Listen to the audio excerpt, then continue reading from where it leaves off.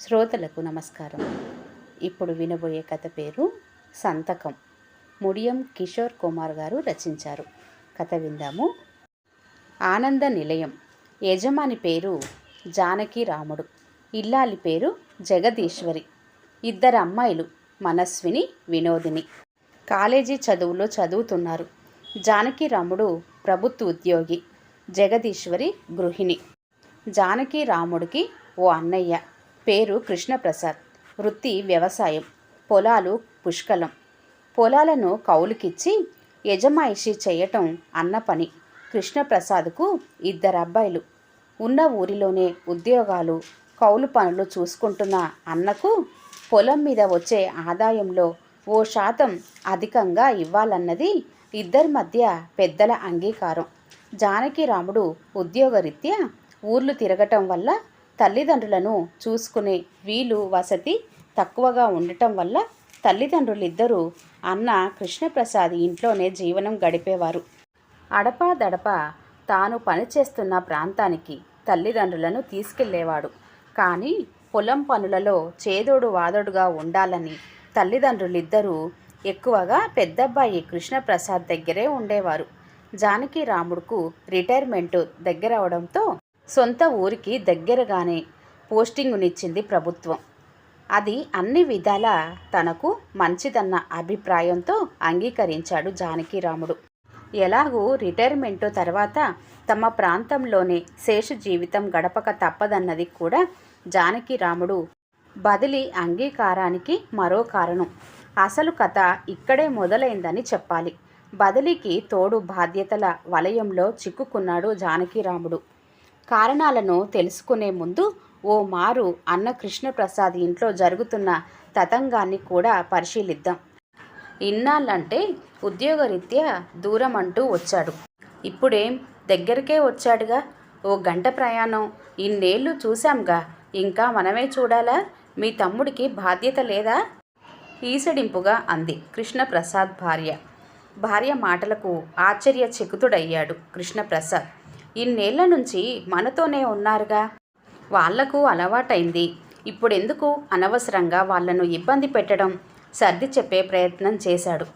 చేసేవాళ్లకు తెలుస్తుంది, చూసే వాళ్ళకేం తెలుస్తుంది? ఓ ఇద్దరు మనుషులు ఇంట్లో ఎక్కువైతే ఆడమనిషికి ఎంత కష్టమో అర్థం చేసుకోండి. మనసులోని మాటను వెళ్ళగక్కింది భార్య.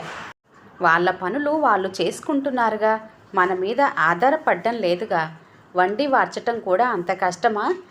కాస్తంత కఠినమైంది కృష్ణప్రసాద్ గొంతు. ఆర్థికంగా కూడా ఆలోచించాలి. ఎప్పుడూ మనదే బాధ్యత అంటే ఎలా? పిల్లల చదువుకయ్యే ఖర్చు గురించి ఆలోచించండి. డబ్బుతో ముడిపెడుతూ మాట్లాడింది భార్య. పెద్దాడిగా జ్యేష్ఠ భాగం కింద నేనే ఎక్కువ తీసుకుంటున్నాను కదా. వాస్తవాన్ని గుర్తు చేశాడు కృష్ణప్రసాద్. ఏం, మీ తమ్ముడు ఊరికే ఇస్తున్నాడా? మీరు ఊరికే తీసుకుంటున్నారా?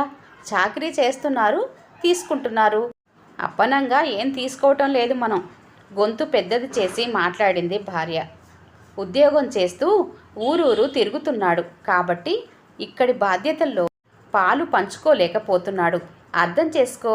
యథార్థాన్ని చెప్పాడు కృష్ణప్రసాద్. కానీ ఖర్చు లేకుండా, కాసింత శ్రమ లేకుండా పొలం కౌలు అందుకుంటున్న తమ్ముడిని బాగానే వెనుకేసుకొస్తున్నారు. రక్త సంబంధం అన్నదమ్ముల మధ్యే కాదు, తండ్రి కొడుకుల మధ్య కూడా ఉంటుందని మీరు అర్థం చేసుకోండి. తర్కబద్ధంగా మాట్లాడే ప్రయత్నం చేసింది కృష్ణప్రసాద్ భార్య. వాడికి ఇద్దరూ అమ్మాయిలే. కట్నాలు, కానుకలు, పెళ్ళిళ్ళు, ఇంకా బోలెడు ఖర్చులు. అయినా అవన్నీ ఇప్పుడెందుకు? మన మధ్య సమస్య మా అమ్మా నాన్నలదేగా. విషయానికొచ్చాడు కృష్ణప్రసాద్. అమ్మాయిలు అమ్మాయిలు అని చీటికి మాటికి వెనుకేసుకొస్తున్నారు. ఏం, అబ్బాయిలకైతే ఖర్చులుండవా? కట్నాలిచ్చి పెళ్లి చేసి పంపిస్తే అమ్మాయి బాధ్యత తీరిపోతుంది. కానీ అబ్బాయిలకి అలా కాదుగా, పంచి ఇవ్వాలిగా. భవిష్యత్తు గురించి హెచ్చరించింది భార్య. మంచి చదువులు చెప్పించాం, ఉద్యోగాలు వచ్చాయి. అయినా పంచి ఇవ్వలేకపోవటానికి అంత లేని వాళ్ళం ఏం కాదుగా. తన వాదనలో బలముందంటూ వాదించాడు కృష్ణప్రసాద్. అదంతా నాకు అనవసరం. మీ అమ్మ నాన్నలకు చేసి పెట్టే ఓపిక నాకిక లేదు. మీ తమ్ముడింటికి పంపించేయండి. తన నిర్ణయాన్ని ఖరాఖండిగా చెప్పింది భార్య. ఏం జవాబు చెప్పాలో తెలియని అయోమయ స్థితిలో సరే చూద్దాం అంటూ బలవంతంగా తలూపాడు కృష్ణప్రసాద్. నానానికి ఒకవైపు ఈ తతంగమైతే తల్లిదండ్రుల చెవిన వీరి సంభాషణ పడటం మరోవైపు. సాఫీగా సాగుతున్న వారి జీవితాల్లోకి తొంగి చూసిన ఈ హఠాత్ సంఘటన ఇరువురిని ఆశ్చర్యచకితుల్ని చేసింది. చూశారుగా మీ కోడలి పెడద్రం ఆమోదించలేనట్లుగా అంది తాయారమ్మ. అయినా ఆ అమ్మాయి అన్నదాంట్లో తప్పే ఉంది సమర్థించాడు వాసుదేవయ్య. తప్పు లేదంటారా? మరి తప్పెవరిదంటారు? అర్థం కానట్లు అడిగింది తాయారమ్మ. ఆస్తులను పంచుకున్నట్లే అమ్మా నాన్నలను కూడా పంచుకోవాల్సిన బాధ్యత ఇద్దరు అబ్బాయిలకు ఉంటుంది తాయారు, లౌక్యంగా జవాబిచ్చాడు వాసుదేవయ్య. అమ్మా నాన్నలను పంచుకోవటం ఏంటండి? అయోమయంగా అడిగింది తాయారమ్మ. అదంతే తాయారు, కొన్ని ప్రశ్నలకు జవాబులుండవు.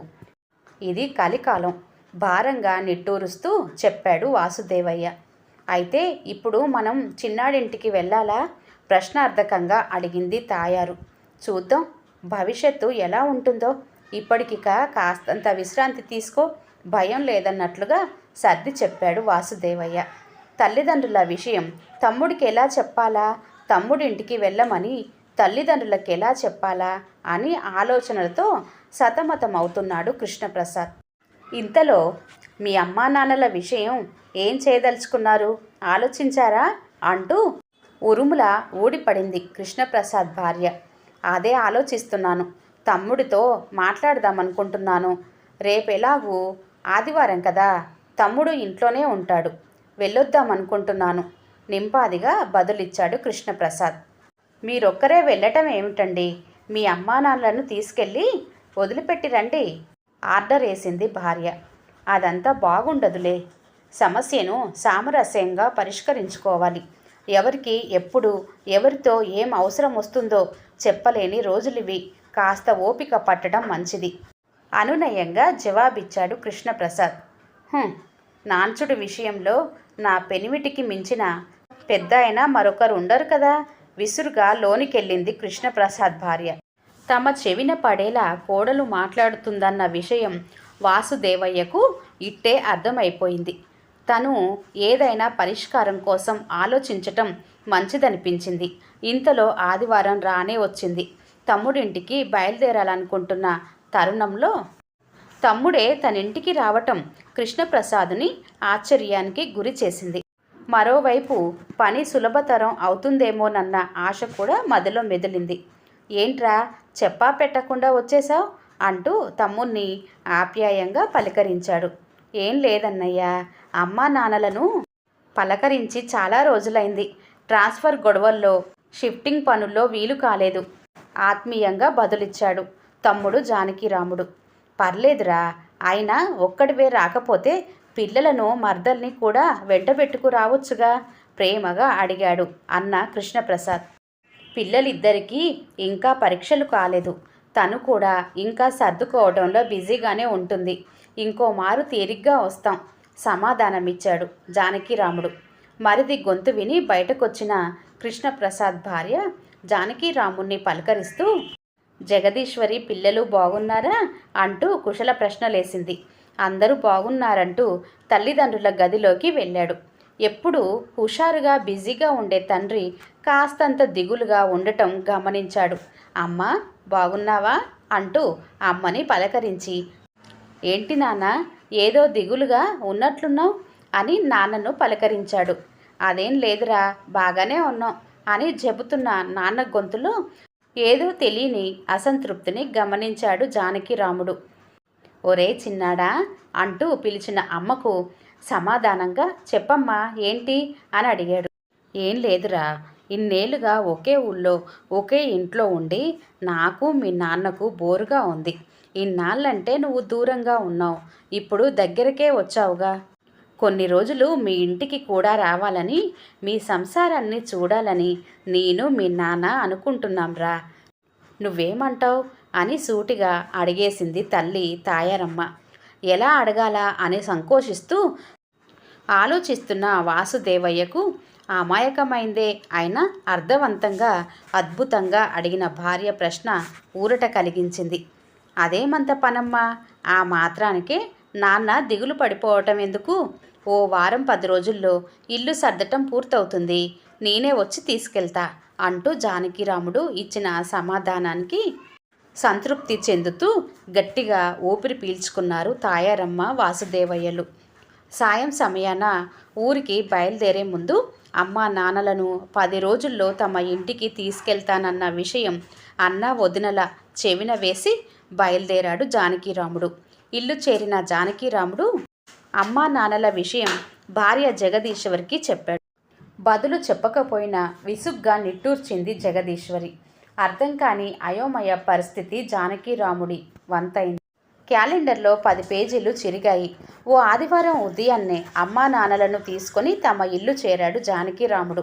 అమ్మా నాన్నలను వారి గది వైపు తీసుకెళ్లగా పిల్లలిద్దరూ అవ్వా తాతల సామాగ్రిని గదికి చేర్చారు. కాసేపట్లో మంచినీళ్ళు కాఫీతో వచ్చి పలకరించి వెళ్ళింది జగదీశ్వరి. వంటగదిలో బిజీగా ఉన్నట్లు చెప్పి చరచర అక్కడి నుంచి వెళ్ళిపోయింది. మధ్యాహ్నం భోజనం తర్వాత అందరూ కాసేపు కునుకు తీయగా తమ గదిలోకి వెళ్ళాడు జానకిరాముడు. అప్పటికే వంట పని పూర్తి చేసుకొని గదికి చేరుకొని ఉంది జగదీశ్వరి. ఇద్దరి మధ్య కాసేపు నిశ్శబ్దం రాజ్యమేలింది. ఊరికే మీ అమ్మా నాన్నల్ని తీసుకొస్తే ఎలా? ఖర్చులకు డబ్బులు కూడా పట్టుకు రావాలిగా. నిశ్శబ్దాన్ని ఛేదిస్తూ తొలి బాణాన్ని విసిరింది జగదీశ్వరి. జగదీశ్వరి ప్రశ్నకు దిమ్మ తిరిగిన జానకిరాముడు తల్లిదండ్రులకు అన్నం పెట్టేందుకు డబ్బులు అడగాలా అన్నాడు ఆశ్చర్యంగా. ఏం, మీ అమ్మా నాన్నలకు మీ అన్న ఊరికే పెట్టాడనుకుంటున్నారా తిండి తీర్థం? ఖర్చు పెట్టింది వారి సొమ్మేనని అందరికీ తెలుసు. పైగా మీ అన్న పిల్లల చదువులకయ్యే ఖర్చులు కూడా మీ నాన్నగారే భరించారు. ఇంటి ఖర్చుల బాధ్యత కూడా ఆయనే చూసుకున్నారు. వయసులో ఉండగా గొడ్డు చాకిరీ చేయించుకొని పురుళ్ళు పోయించుకొని పిల్లల మూతులు ముడ్లు కడిగించుకొని ఈరోజు వయసైన తర్వాత నా ఇంటి మీదకు తోస్తే నేనెందుకు చేస్తాను? రిటైర్ అయిన తర్వాత ఏ బాధరా బందీ లేకుండా హాయిగా గడపొచ్చనుకుంటే మీ అన్న వదినల పుణ్యమా అని బాధ్యతల సుడిగుండంలో ఇరుక్కున్నామన్నమాట అంటూ విరుచుకుపడింది జగదీశ్వరి. ఆ విశ్వరూపానికి నిశ్చేష్టుడయ్యాడు జానకిరాముడు. భార్యకు ఇంత నోరుందా అని ఆశ్చర్యపోయాడు. భార్య మనసులోని బడబాగ్నిని చల్లార్చటమెలా అని భయకంపితుడయ్యాడు. బదులివ్వని భర్త వంక విసుగ్గా చూస్తూ నిద్రాదేవి ఒడిలోకి జారుకుంది జగదీశ్వరి. జానకిరాముడు వంతు కూడా అదే అయ్యింది. కాలచక్రంలో మరిన్ని నెలలు గడిచాయి. సర్దుకుపోవటం అలవాటైన తాయారమ్మ వాసుదేవయ్యలు చిన్న కొడుకు జానకిరాముడింట్లోనే జీవిత చక్రాన్ని దొర్లిస్తున్నారు. సమయానికి తిండి తప్ప సంతోషం సరదాలేవి వాళ్ళ జీవితాల నుంచి దూరం అయ్యాయనే చెప్పొచ్చు. అప్పుడప్పుడు మనవరాళ్ళిద్దరూ కాసేపు పలకరించటం తప్ప కోడలుతో మాట మంతి ఉలుకు పలుకు లేదన్నది వాస్తవం. తప్పుకోలేక తప్పనిసరి జీవన యానాన్ని సాగిస్తున్న వృద్ధ దంపతులను చూస్తే ఎవరికైనా జాలి కలగక మానదు. అప్పుడప్పుడు పెద్ద కొడుకు వచ్చి చుట్టపు చూపుగా పలకరించి వ్యవసాయ పనుల గురించి చర్చించి వెళ్ళటం ఆనవాయితీగా జరుగుతుందే తప్ప తమ ఇంటికి రమ్మని పిలిచిన దాఖలాలేవీ లేవు. అన్ని రోజుల్లాగే ఆ రోజు కూడా సూర్యుని లేలేత కిరణాలు ప్రపంచానికి వెలుగునిస్తున్నాయి. అందరిలానే జానకిరాముడింట్లో కూడా మెల్లమెల్లగా నిద్రలేస్తున్నారు.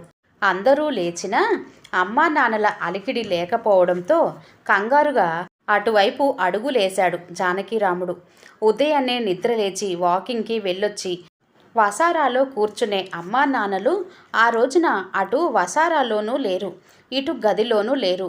ఎక్కడికెళ్ళారా అని అందరూ హడావుడిగా ఇల్లంతా కలియదిరిగి వెతికినా ప్రయోజనం లేదు. ఏం చేయాలో దిక్కుతోచని స్థితి. ఎక్కడ వెతకాలా అన్న ఆందోళన. వెంటనే అన్న కృష్ణప్రసాద్కు ఫోన్ చేసి అమ్మా నాన్నలు ఏమైనా వచ్చారా అని అడిగాడు. లేదని జవాబు చెప్పిన అన్నకు పూర్తి వివరాలు అందించాడు జానకిరాముడు. అన్న కొడుకులిద్దరూ వాళ్ళ ఊళ్ళో అటు బస్టాండ్కు ఇటు రైల్వే స్టేషన్కు తాత స్నేహితుల ఇళ్లకు క్షణం తీరిక లేకుండా తిరుగుతున్నారు.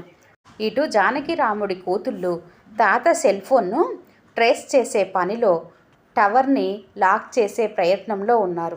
సెల్ ఫోన్ సిగ్నల్స్ అందటం లేదు. ఇన్నేళ్లు అన్నగారింట్లో సంతోషంగా ఉన్న తల్లిదండ్రులు కొన్ని నెలలైనా తమ ఇంట్లో ఆనందంగా ఉండలేకపోయినందుకు జానకిరాముడు లోలోపల కుమిలిపోతూ మదన పడుతున్నాడు. బండేసుకొని తిరగని వీధి లేదు. ఊరంతా జల్లెడ పట్టి గాలిస్తున్నాడు. కానీ ప్రయోజనం మాత్రం శూన్యం. మనసు పరిపరి విధాల ఆలోచిస్తుంది. తన జీవితంలో ఎన్నడూ ఇంతటి మానసిక వ్యధను అనుభవించలేదు. అన్న కృష్ణప్రసాద్, వదిన, పిల్లలు కూడా కారు తీసుకొని క్షణాల్లో వచ్చేశారు. అందరూ కూర్చొని ఏం చేయాలో అని తర్జనా భర్జన పడుతున్నారు. నలుగురు పిల్లలు 4 దిక్కులు వెతకడంలో పూర్తిగా నిమగ్నమై ఉన్నారు. కోడలిద్దరూ మౌనవ్రతం పాటిస్తున్నట్లుగా నటిస్తున్నారు. సూర్యుడు పశ్చిమాన సేదదీరేందుకు సంసిద్ధమవుతున్నాడు. రాత్రయ్యే కొద్దీ అందరిలో భయం ఎక్కువ అవుతుంది. ఆలోచనల సుడిగుండంలో అల్లాడుతున్నారు. సమాజానికి ఏం సమాధానం చెప్పాలా అన్న భయం అన్నాదమ్ములిద్దరినీ వణికిస్తుంది. ఎవరేమనుకుంటారోనని కుంగిపోతున్నారు.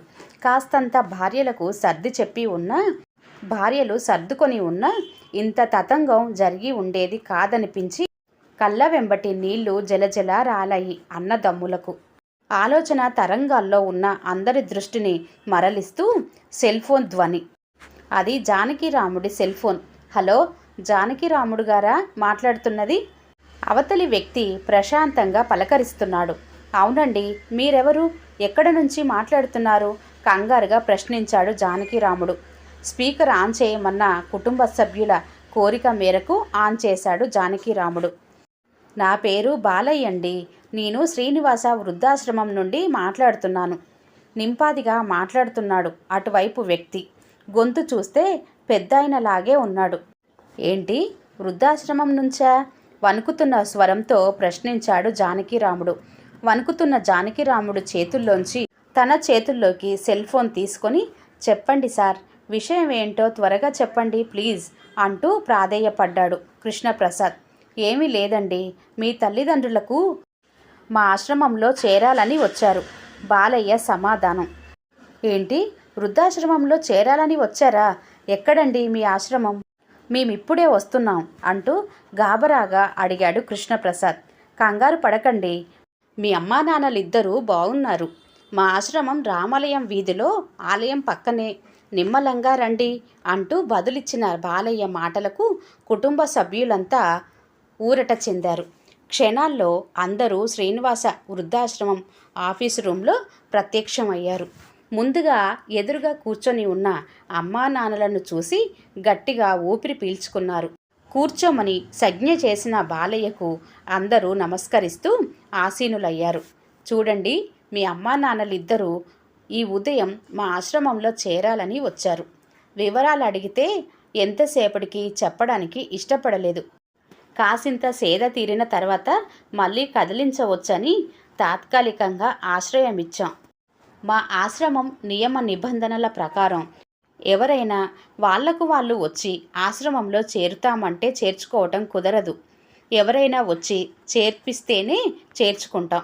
రాత్రి అవుతున్నా చెప్పకపోయేటప్పటికీ చేర్చుకోవటం కుదరదని చెప్పి గేటు తాళం వేసే సమయంలో మీ గురించి చెప్పారు అంటూ క్లుప్తంగా చెప్పాడు బాలయ్య. మా అమ్మా నాన్నలను ఇంటికి తీసుకెళ్తామండి. మళ్ళీ ఇలాంటి పరిస్థితి రాకుండా జాగ్రత్తలు తీసుకుంటాం అంటూ ఇద్దరు అబ్బాయిలు అభ్యర్థిస్తూ అడిగారు. వాళ్ళు తీసుకెళ్తామన్నా వెళ్ళటం మాకు ఇష్టం లేదు. ఎలాగూ వాళ్ళ వివరాలు మీకు తెలిసాయిగా. మీ నియమం ప్రకారం మీకు కట్టాల్సిన డబ్బులు మేము కట్టగలం. మా ఇద్దరిని చేర్చుకోండి. కాస్త కఠినంగా ముక్కుసూటిగా మాట్లాడుతూ బాలయ్య వంక చూశాడు వాసుదేవయ్య. అదేంటి నాన్న అలా మాట్లాడుతున్నారు? మా వల్ల తప్పు జరిగి ఉంటే క్షమించండి, జానకిరాముడు ఆవేదనగా అన్నాడు. అవును నాన్న, మీరిలా చేసి మా మనసుకు కష్టం కలిగించొద్దు. భవిష్యత్తులో ఏ ఇబ్బంది కలగకుండా చూసుకునే బాధ్యత మాది చెప్పాడు కృష్ణప్రసాద్. మీరు చూసుకుంటారు సరేరా, మీ పెళ్ళాలు చూసుకోవాలిగా. ఇంట్లో పని మనుషులకు ఉన్నంత విలువ కూడా మాకు లేనప్పుడు దేహి అని మీ ఇళ్లల్లో ఉండాల్సిన అవసరం మాకేంటి? మీ వాటాలు మీకు పంచి మా వాటాతో మేము బ్రతుకుతాం. దయచేసి మీరే మమ్మల్ని ఇబ్బంది పెట్టకండి, మమ్మల్ని ఇలా వదిలేయండి. మనసులోని బాధని బాహటంగా వెళ్ళగక్కింది తాయారమ్మ. అవునరా, ఇవిగో అగ్రిమెంట్లు ఎప్పుడో తయారు చేసి ఉంచాను. ఆస్తిని 3 భాగాలు చేసి మీకు చెరో భాగం రాసి నా భాగం నేను తీసుకుంటున్నాను. మా తర్వాత మా భాగం ఈ ఆశ్రమానికే చెందుతుంది. కాగితాలు తీసుకొని ఇక మీరు బయలుదేరవచ్చు కఠినంగా చెప్పాడు వాసుదేవయ్య. అది కాదు నాన్న అంటూ ఏదో చెప్పబోయిన పిల్లలిద్దరినీ వాసుదేవయ్య వారించి, ఉమ్మడి కుటుంబ వ్యవస్థలు పతనమైపోయాయి. బిడ్డలు తల్లిదండ్రులను వద్దనుకోవటం ఓ ఫ్యాషన్ అయిపోయింది. ఏదైనా తమ దాకా వస్తే గాని తెలియదన్నట్లు రేపు మీకు కూడా ఇటువంటి పరిస్థితే ఎదురైతే జీవితపు విలువలు అర్థమవుతాయి. కానీ మీకు అలాంటి స్థితి రాకూడదని భగవంతుణ్ణి కోరుకుంటూ నేను కూడా మనసారా ఆశీర్వదిస్తున్నాను. మీరు మమ్మల్ని వద్దనుకోవటం కాదు, మీ సుఖం కోసం మేమే మీకు దూరంగా ఉండదలుచుకున్నాం. బిడ్డలు ఎక్కడున్నా సుఖంగా సంతోషంగా ఉండాలనే ప్రతి తల్లి తండ్రి కోరుకుంటారు. అలాగే మేము కూడా మీరంతా నిండు నూరేళ్ళు సుఖ సంతోషాలతో పిల్ల పాపలతో సకల ఆయురారోగ్య ఐశ్వర్యాలతో ఉండాలని కోరుకుంటున్నాం. మిమ్మల్ని స్కూళ్ళలో చేర్పించినప్పుడు తండ్రిగా సంతకం చేసే హక్కును ఆస్వాదించాను. అలాగే మమ్మల్ని ఈరోజు ఈ వృద్ధాశ్రమంలో చేర్చేందుకు కన్న కొడుకులుగా మీరు కూడా సంతకం చేసే హక్కును ఆస్వాదించండి. పిల్లలు జాగ్రత్త అంటూ బాలయ్య అంగీకారంతో ఆశ్రమంలోకి అడుగుపెట్టారు తాయారమ్మ వాసుదేవయ్యలు. ఈ కథ ఇంతటితో సమాప్తం అండి. కథ కనుక నచ్చినట్లయితే లైక్ చేయండి, షేర్ చేయండి. అలాగే మరిన్ని మంచి కథల కోసం ఛానల్ని సబ్స్క్రైబ్ చేసుకోండి. మరొక మంచి కథతో మళ్ళీ కలుద్దాం. అంతవరకు సెలవు, నమస్తే. అలాగే కొత్త వారు కనుక మన ఛానల్ని ఫస్ట్ టైం కనుక చూస్తున్నట్లయితే దయచేసి సబ్స్క్రైబ్ చేసుకోండి. Thank you.